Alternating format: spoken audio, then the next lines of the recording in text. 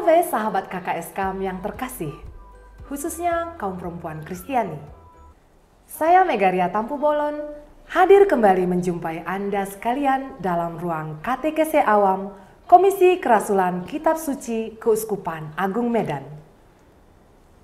Seperti yang kita ketahui bersama bahwa tanggal 21 April yang lalu kita baru saja memperingati Hari Kartini. Oleh karena itu, sebelum memulai katekese ini, izinkan kami dari Komisi Kerasulan Kitab Suci Keuskupan Agung Medan mengucapkan Selamat Hari Kartini untuk seluruh perempuan Indonesia, khususnya perempuan Kristiani. Sebagai seorang perempuan Indonesia, kita bisa menjadi Kartini-Kartini modern yang menjalankan perannya dengan baik seturut ajaran Kristiani.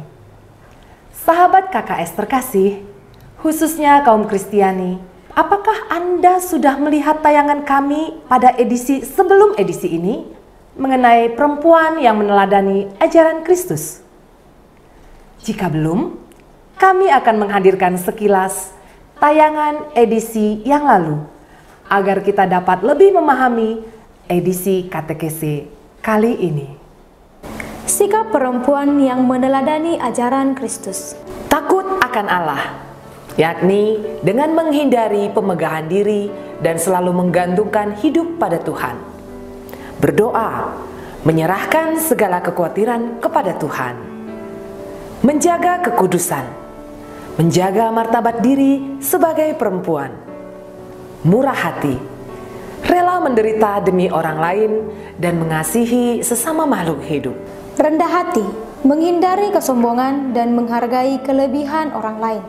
Membantu sesama, menolong orang lain dengan tulus dan tanpa pamrih. Memiliki kasih amal, mengulurkan tangan dalam kasih amal dan rasa iba kepada orang-orang di sekeliling kita yang membutuhkan pertolongan.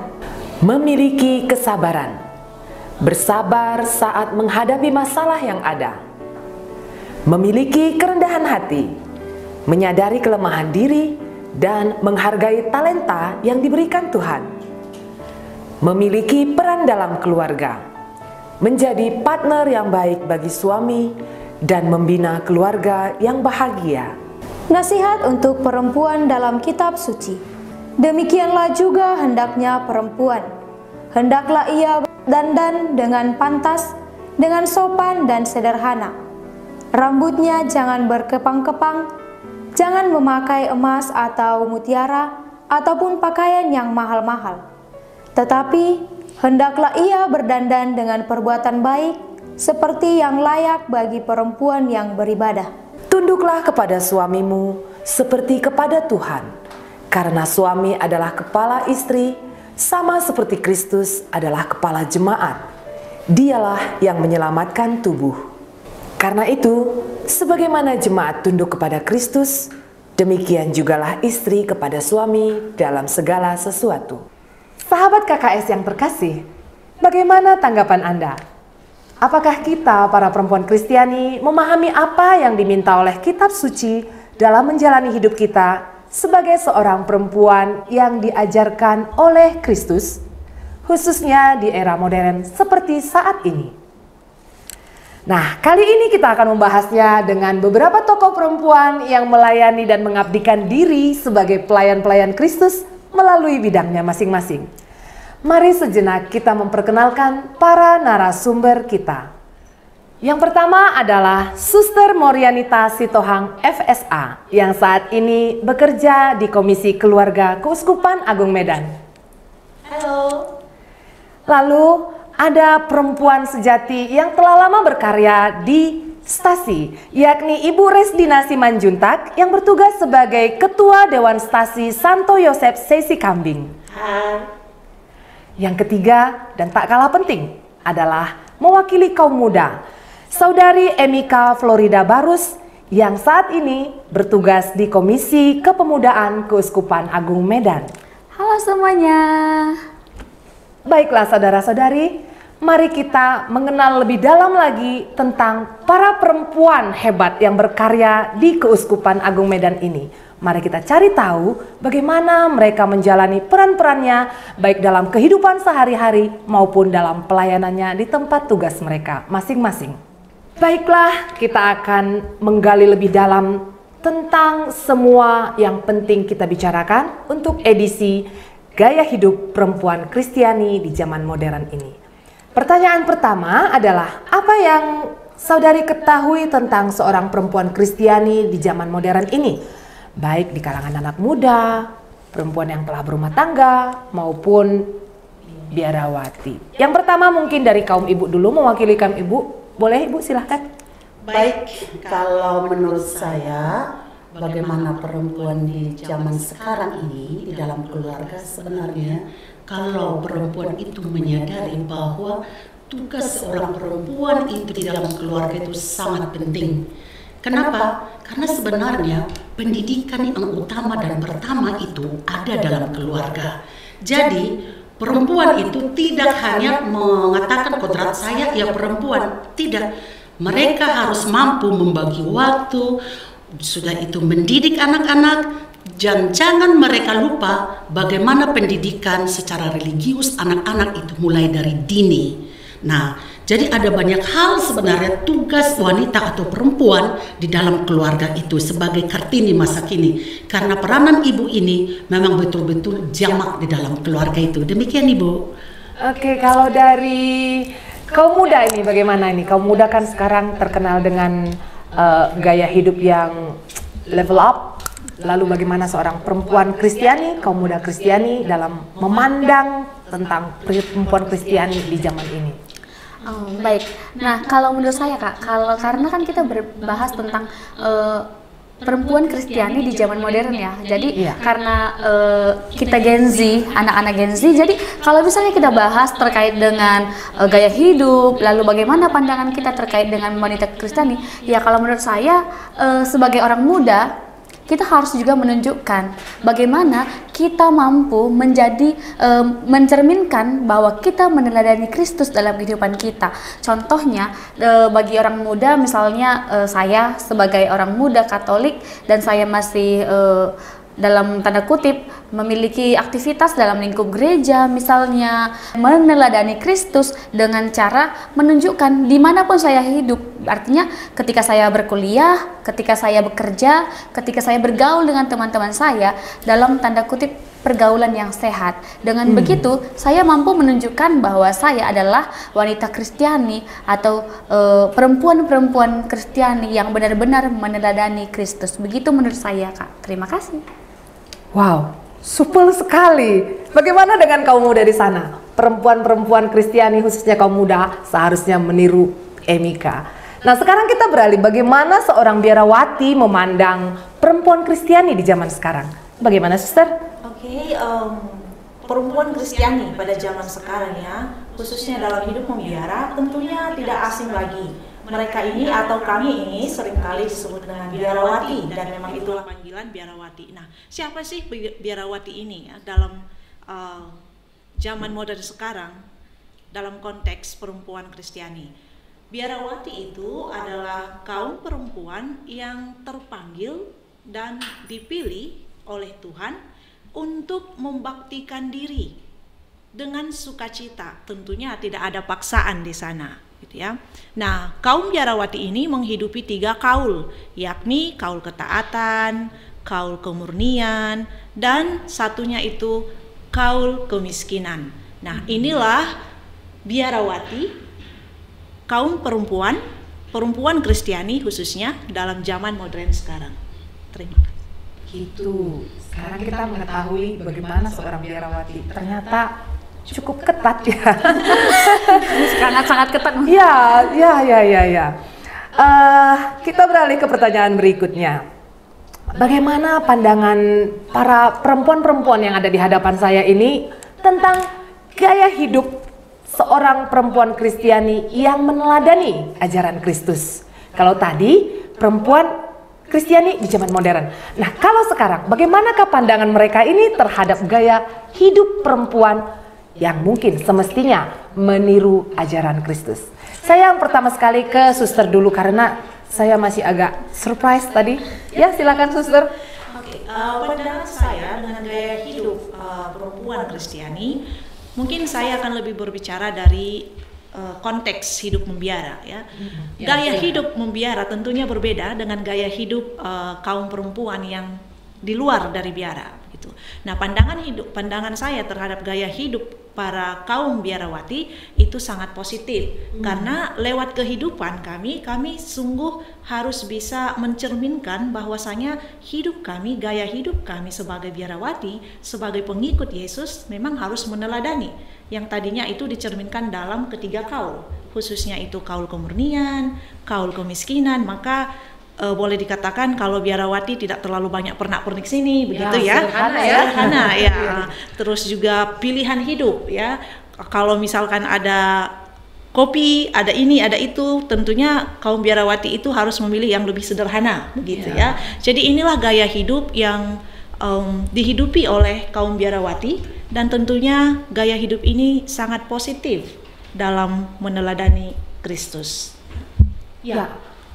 Semoga kita perempuan-perempuan pada umumnya juga bisa mengikuti kesederhanaan para biarawan-biarawati, khususnya biarawati kita ini. Selanjutnya saya beralih dulu ke kaum muda. Bagaimana kaum muda ini memandang gaya hidup perempuan Kristiani yang seharusnya mengikuti ajaran Kristus. Silahkan Emika. Nah, kalau kita bicara tentang gaya hidup gitu ya Kak, pasti tentunya akan berbeda dengan gaya hidup seorang ibu misalnya seperti Ibu Resdina. Begitu juga dengan Suster Mori, pasti berbeda. Pasti. Kalangan orang muda pasti gitu ya.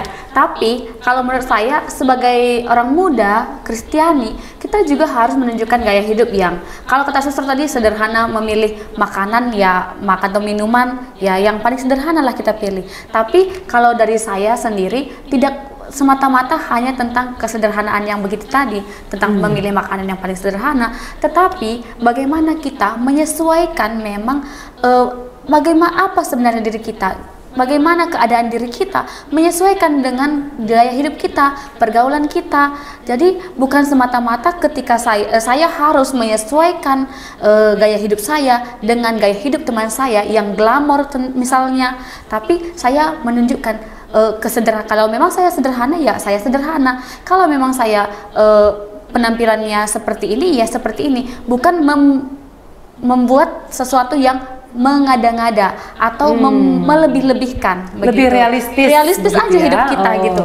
Jadi kalau kita bicara tentang gaya hidup orang muda Kristiani yang modern gitu, kita harus juga realistis seperti yang tadi Kak Mega katakan, dan tentunya jangan sampai gaya hidup kita lebih tinggi dari keadaan di keluarga kita, diri kita, begitu. Misalnya saya kan sebagai orang muda yang bekerja di keuskupan, jangan pula saya gaya hidupnya melebihi gaya orang yang memang bekerja di keuskupan. Ya gaya hidup saya ya seperti orang-orang yang bekerja di keuskupan, begitu. Jangan pula saya seperti orang-orang yang bekerja di kantoran misalnya, kantoran atau juga seorang sih, eksekutif atau muda. eksekutif muda, atau misalnya saya bergaya seperti suster misalnya, jangan dong. Ya, I get it. Kemudian masih untuk Emika juga, bagaimana gaya hidup yang selain dari kesederhanaan yang mungkin bisa kita anak-anak muda sekarang tiru, misalkan dalam gaya hidup berpacaran atau gaya hidup pergaulan gitu ya. Pergaulan. Kemudian dalam gaya hidup religi gitu, bagaimana sebaiknya anak muda? Karena saya punya concern tersendiri untuk anak muda, jadi saya masih bertahan dulu di pertanyaan ini untuk Emika. Boleh. Jadi kalau menurut saya kan kebetulan saya kerja di Komisi Kepemudaan. Lalu sehari-hari saya bersama orang-orang muda. Bisa dikatakan saya lebih banyak hidup bersama orang muda dibanding bersama orang tua, begitu. Jadi ketika saya bersama-sama dengan orang muda, dan ketika saya juga kebetulan masih muda ya, meskipun ya, jadi karena saya masih muda dan juga saya bergaul dengan orang-orang muda, jadi kalau menurut kita katakan gaya hidup seorang orang muda yang bagaimana dari segi religiusnya, pergaulannya, begini, kalau kita katakan gaya hidup orang muda sekarang yang menunjukkan bahwa dia meneladani Kristus, ya menunjukkan dengan sikap, tidak harus yang orang yang aktif sekali ke gereja misalnya. Justru orang yang kadang-kadang hidupnya di gereja pun belum tentu kehidupan benar begitu. Mengikuti ajaran Kristus. Ya. Jadi ya memang benar-benar menunjukkan lewat sikapnya, lewat karakternya begitu. Ketika dia hidup bersama temannya, memang orang-orang itu ingin gitu loh berkenalan denganmu, dan orang-orang itu memang ingin berteman denganmu. Jangan sampai kehadiranmu membuat orang malah pergi begitu. Jadi dengan kehadiran kita, orang justru melihat Kristus ada bersama kita, mendampingi kita begitu. Karena dari tingkah laku kita, perilaku kita yang menunjukkan bahwa kita memang anak-anak Kristus begitu.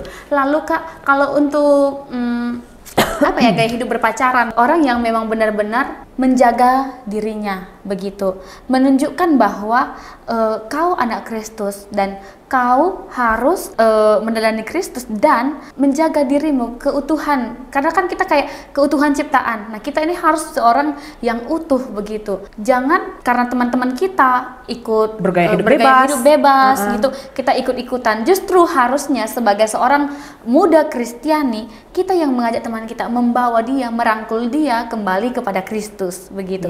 Karena itu menurut saya Kak, kalau dari gaya hidup, karena zaman sekarang ya, yang orang pastinya sekarang udah kayak hidup bersama, antara pacaran, masih pacaran tapi hidup bersama, itu udah biasa di kalangan orang muda. Tapi justru kita sebagai orang muda Kristiani yang menghalau itu, mengajak mereka untuk kembali bersama Kristus. Itu sih tanggapan saya terkait itu. Supel sekali kan kawan-kawan. Tidak percuma Komisi KKS kali ini mengundang Emika untuk memberikan kesaksian tentang gaya terlalu hidup. Berlebihan grogi. Kadang-kadang memang aku juga gak selamanya ya teman-teman ya, bahwa Emika ngomong gitu, itu teorinya, tapi hidupnya juga mudah-mudahan Emika juga bisa bantu, Emika juga bisa meneladani Kristus ya gitu. Iya teman-teman muda, perempuan-perempuan Kristiani muda boleh mengikuti apa yang disampaikan Emika barusan saja. Karena memang gaya hidup kaum muda zaman ini sudah sangat banyak yang melenceng dari titik-titik batas-batas normal. Seperti menormalisasi pacaran gaya bebas, menormalisasi hidup bersama sementara belum terikat perkawinan, kemudian mengabaikan hubungan relasi pribadi dengan Tuhan. Sebaiknya anak-anak muda, khususnya kaum perempuan-perempuan muda di Keuskupan Agung Medan ini bisa mendengarkan apa yang telah disampaikan oleh Emika tadi. Satu tanggapan yang supel. Sekarang kita beralih kepada kaum ibu. Ibu, bagaimana nih pandangan Anda? Gaya hidup yang sesuai dengan ajaran Kristus bagi seorang ibu, bagi perempuan-perempuan yang sudah berumah tangga. Silahkan Bu. Oke, jadi kan kalau dikatakan gaya hidup sesuai dengan ajaran Kristus ya, harus kita tahu ajaran Kristus itu apa? Kasih, kan di situ. Nah, peran seorang ibu di dalam keluarga itu sebenarnya boleh dikatakan sulit kalau dia tidak memahami, tapi bisa mudah kalau memahami. Nah, seorang ibu itu sebenarnya harus yang pertama sekali dia mengenal keluarga. Jangan gara-gara dia tidak mengenal keluarganya, nah kehidupan keluarga itu jadi berantakan. Jadi ada begitu banyak ibu tidak mengenal siapa mereka di dalam keluarga itu. Nah, kalau kita sudah mengenal berarti kita memahami apa yang kita kenal di sana. Contoh suami, anak-anak. Itu harus kita kenal karena seorang ibu itu harus memang pertama sekali tadi saya katakan kan pendidikan yang utama terutama itu ada di keluarga. Nah, dengan kita mengenal suami dulu ya, karena sekarang banyak keluarga Kristen itu yang berantakan. Kenapa? Tidak mengenal suami. Dengan apa? Dari sisi pendapatan. Akhirnya apa? Gaya hidup yang tidak sesuai dengan keadaan. Maka sebenarnya seorang ibu, seorang perempuan dalam keluarga itu kenal dulu suami itu seperti apa pendapatan mereka. Nah, gaya hidup ini akan mempengaruhi seluruh keluarga itu. Nah, yang kedua, bagaimana memanage semua ini dalam keadaan sederhana dan saling memahami. Jadi, seorang ibu itu sebenarnya perannya sesuai dengan ajaran Kristus itu apa yang pertama dilakukan? Hidup dalam doa.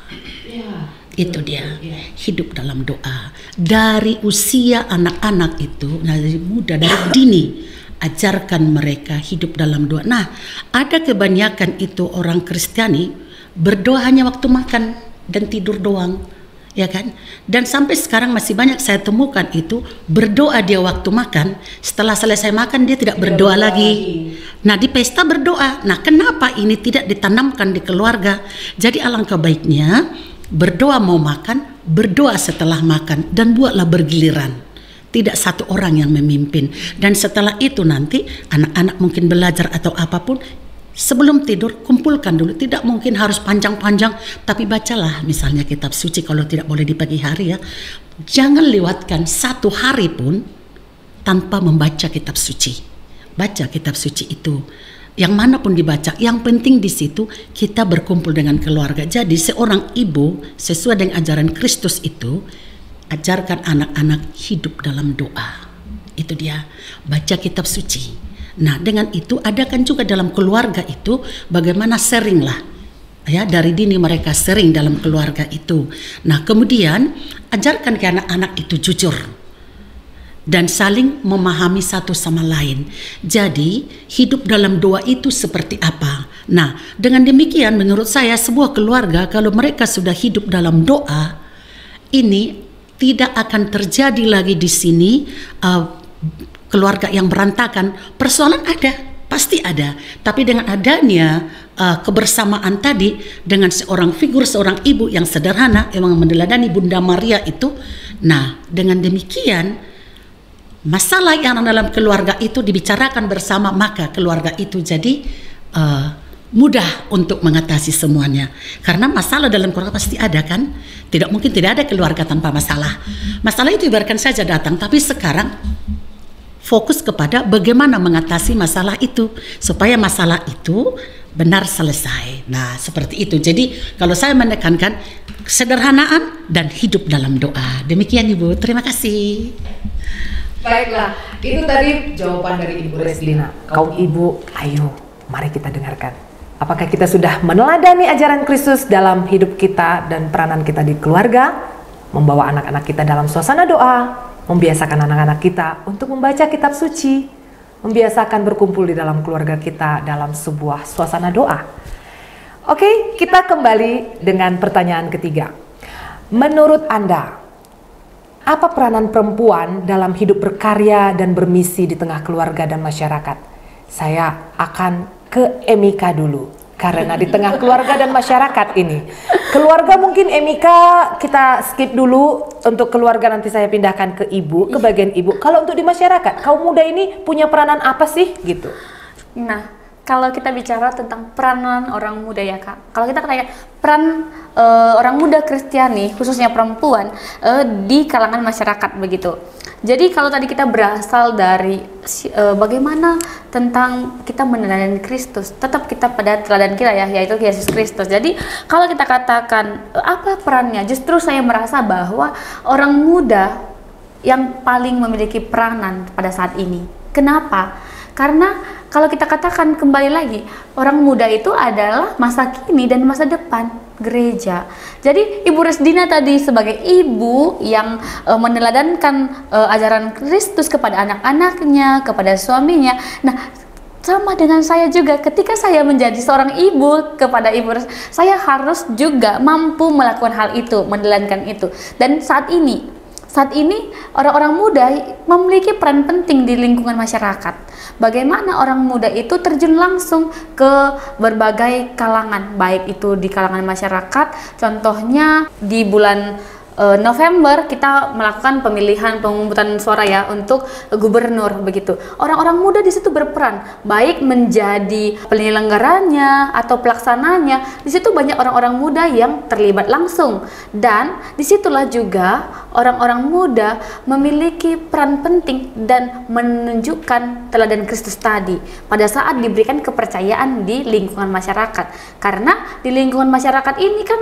luas, jadi tidak hanya orang Katolik di situ. Bagaimana kita menunjukkan bahwa kita anak-anak Kristus dan berperan di lingkungan masyarakat. Itu menurut saya Kak, ketika kita memiliki misi atau memiliki tanggung jawab di lingkungan masyarakat yang dipercayakan kepada kita, di situ juga lah peran Kristus bekerja atas kita. Kristus supaya dipercaya begitu ya, bahwa oh ternyata orang Katolik itu ya benar-benar meneladani Kristus, bertanggung jawab. Iya, bertanggung jawab, jujur, disiplin. Jadi hal-hal yang tadi diajarkan seorang ibu kepada anaknya dan anak itu mencerminkannya di lingkungan masyarakat. Nah, itu sih menurut saya Kak. Ya, bagus. Semoga nanti anak-anak saya juga bisa mengikut saya juga sih gaya bisa. Mika, benar. Ini masih ngomong doang ya teman-teman, tapi semoga bisa juga diteladani karena saya terinspirasi dari kata-kata Ibu Resdina tadi ya. Oke. Kemudian kalau untuk di tengah-tengah masyarakat, bagaimana menurut Ibu Resdi ini peranan perempuan ini untuk menunjukkan kita Katolik begitu? Iya, kalau seorang perempuan ya di tengah masyarakat itu menurut saya harus siap pakai. Siap pakai. Kenapa? Kalau kita sudah menjadi contoh di dalam keluarga, tentu kita keluar juga harus bisa jadi contoh dan teladan ya. Nah, masyarakat kan contohnya seperti STM, kumpulan marga itu dan dulu ya.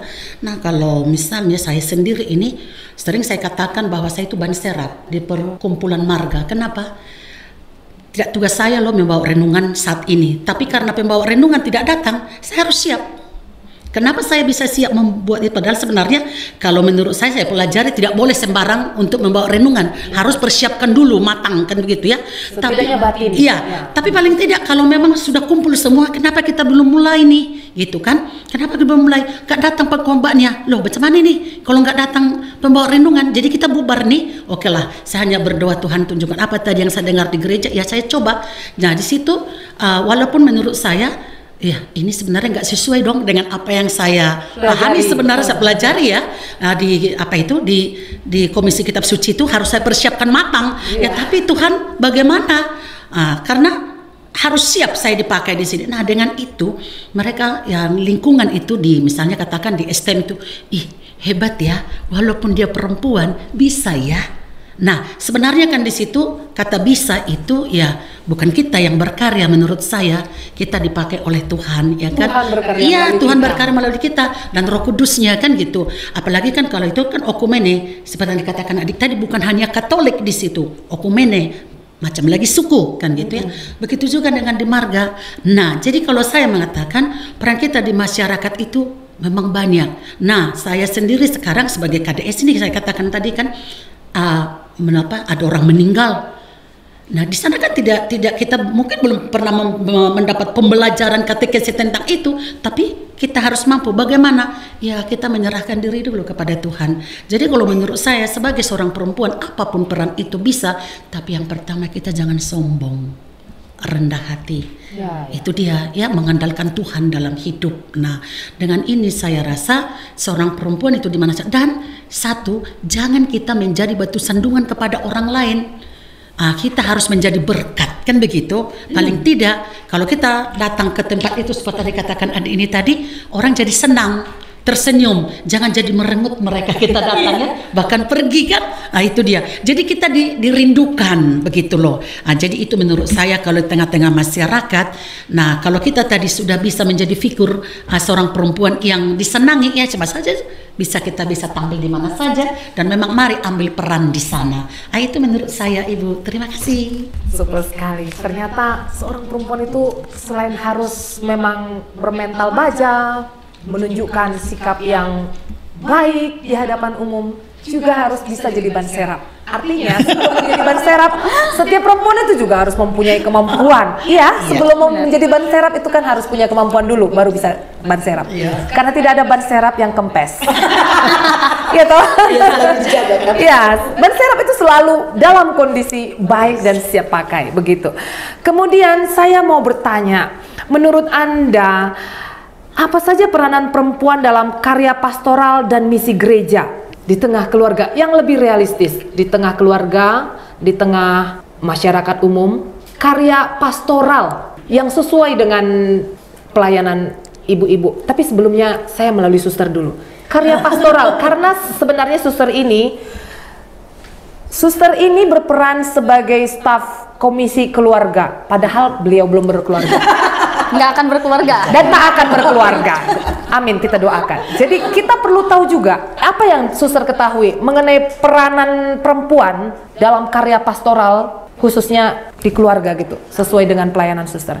Sambil diminum boleh? Boleh ya, diminum ya, udah kering juga nih. Agak relax, ya. Iya. Oke. Berbicara tentang peran, tidak boleh hanya saya sebagai ini, tidak boleh ya. Artinya peran itu harus diikuti oleh tindakan. Karena kalau hanya sebatas peran tidak ada gunanya. Sebagai kaum perempuan Kristiani ya khususnya, peran perempuan itu sangat banyak.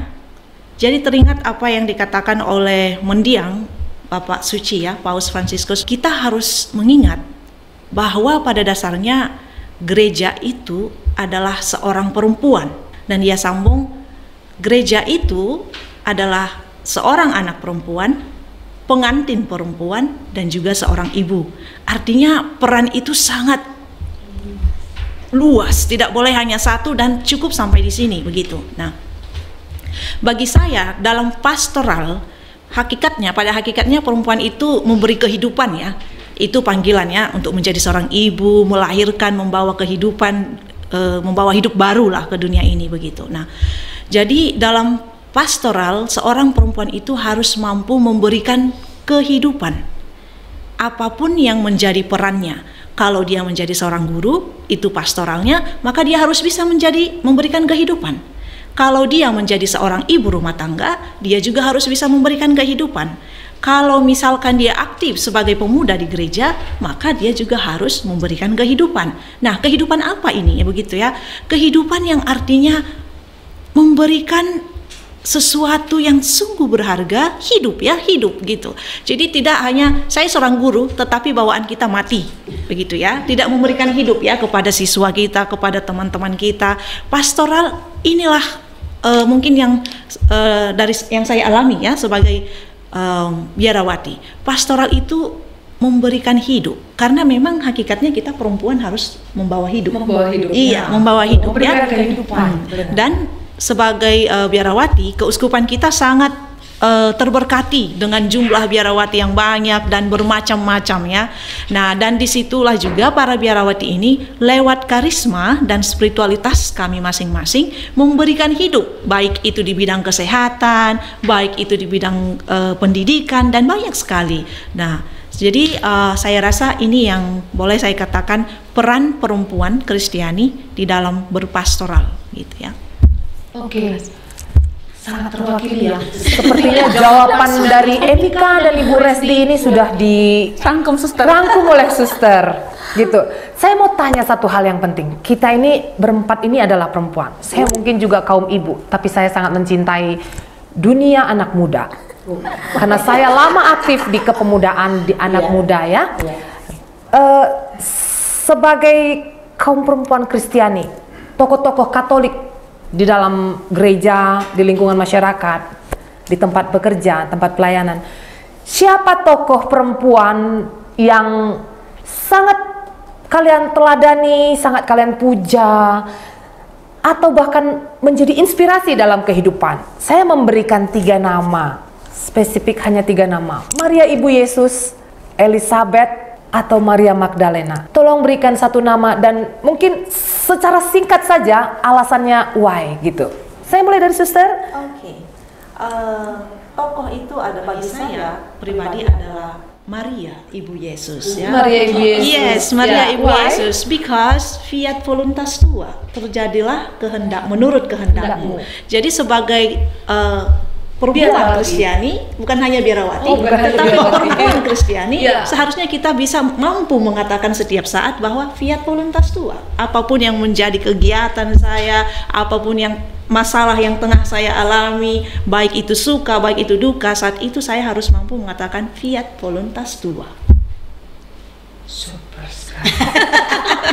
Saya terpesona mendengar jawaban itu. Oke, kemudian Emika bagaimana? Loh, kalau saya ya benar. Tapi saya dari yang ketiga tadi, saya memang punya kesan-kesan tersendiri dengan ketiga tokoh ini. Tapi kalau yang paling berkesan sama saya, kalau tadi suster katakan Maria Ibu Yesus, ya saya juga mengagumi sosok itu, bahwa bagaimana orang yang mampu menerima semuanya gitu. Terjadilah padaku menurut kehendakmu. Maka apapun yang saya lakukan, apapun yang saya jalankan, saya selalu katakan dalam diri saya, dalam hati saya, ya adalah berarti ini menurut kehendak Tuhan. Ya adalah berarti inilah rencana Tuhan atas saya gitu. Karena tujuan hidup kita kan semua untuk kemuliaan Tuhan begitu ya. Jadi ketika saya dipakai, ketika saya diberikan tanggung jawab, berarti itu adalah atas kehendak Tuhan. Maka saya juga meneladani Maria Ibu Yesus. Tapi saya juga terpesona dengan Maria Magdalena begitu. Kenapa? Karena Maria Magdalena ini adalah saksi ya. Jadi dia ada di berbagai kisah-kisah Yesus. Jadi dalam kitab suci itu kan kita bisa lihat beberapa bukan hanya 1-2 ya, tapi banyak yang mengisahkan bahwa Maria Magdalena itu ada di berbagai sisi atau di berbagai kehidupan Yesus gitu Kak. Good. Saya mungkin juga sedikit ke arah Maria Magdalena dengan latar belakang tentunya. Oke, sekarang kita ke Ibu Resdi. Bagaimana Bu? Siapa tokoh inspiratif yang paling Ibu kagumi dari ketiga perempuan yang saya sebutkan tadi? Oke, tiga-tiganya kagum ya. Ya pasti dong. Karena dikatakan Milih satu. Iya. Saya ya memilih ya, karena memilih nih. Nah, didengar ini memilih tiganya nggak mungkin dipilih kan gitu. Saya tetap memilih Maria Ibu Yesus. Karena cintanya saya dengan Maria Ibu Yesus, maka saya masuk di Legio Maria. Nah, dengan masuk di Legio Maria itu saya makin memahami, mendalami bagaimana ya keteladanan Bunda Maria itu, sehingga tanpa pamrih itu, kesederhanaannya, kerendahan hatinya, kepasrahannya. Nah, dengan itulah mungkin ya, terus terang saya katakan setelah saya masuk di Legio Maria, dulunya saya orang yang emosional. Tapi dengan saya masuk di Legio Maria sudah ada sekitar 10 tahun lebih, disitulah saya diubah dengan adanya janji Legio Maria itu yang luar biasa ya. Saya dulu waktu mengucapkan janji itu, mungkin boleh dikata satu cangkir air mata saya. Tidak sanggup mengucapkan, karena menurut saya semua kata-kata di dalamnya itu suatu hal pengudusan diri. Jadi memang kalau saya sekarang misalnya emosional gitu ya, emosional, saya membaca janji itu. Oh ternyata saya harus dibentuk di sini. Dan kenapa pula saya mengidolakan Maria Ibu Yesus? Ada yang ini, Maria itu kan menyimpan segala perkara. Sebagai seorang ibu ya, menyimpan segala perkara dan merenungkannya. Jadi ini saya, jadi kalau ada misalnya apalagi sekarang ini ya di tugas-tugas saya bukan tidak banyak goncangan, amat banyak.